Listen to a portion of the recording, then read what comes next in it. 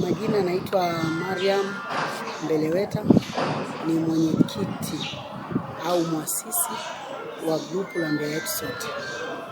Lengo la kuzindua grupu hili ili tuweze kusaidiana katika shida za kijamii na kusaidiana kwa ajili ya wahitaji.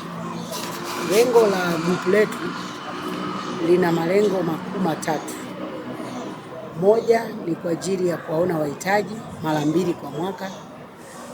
Pili ni kwa ajili ya kusaidiana sisi kwa sisi endapo mwenzetu amefiwa na mpendwa wake, tuweze kusaidiana kufika katika shida yake na kuungana kwa pamoja.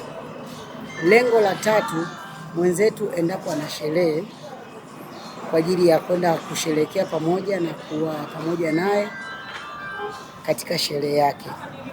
Hilo ndio lengo la grupu letu la Mbeya Yetu Sote. Tunawakaribisha watu popote pale mlipo katika grupu letu hili la Mbeya Yetu Sote kwa kiingilio cha shilingi 30,000 ili uwe memba uweze kuungana na familia yetu ya Mbeya Yetu Sote.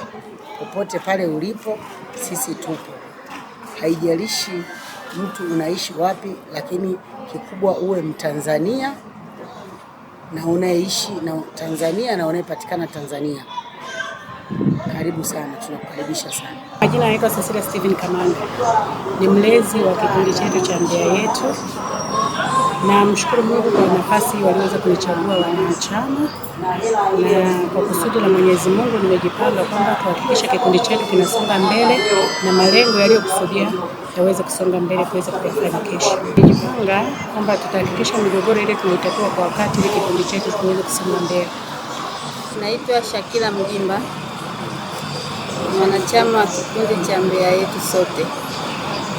Lengo la kujiunga na hicho kikundi ni kwa ajili ya kusaidiana kwenye shida na raha. Na washauri wote ambao hawajajiunga wajiunge, kwa sababu hiki kikundi kinasaidia watu mbalimbali, jinsia zote, wa kike na wa kiume, sehemu mbalimbali, sio mkoa wa Mbeya tu.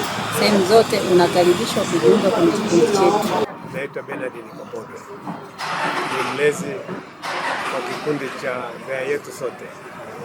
Kazi yangu kubwa itakuwa kushauri viongozi na wanachama ili umoja wetu upate kutengamana. Uzoefu ndio nao mpaka kufikiria umri huu, nafikiri marika yote naweza kawashauri vizuri ili kikundi chetu kipate kuwa imara na kusonga mbele.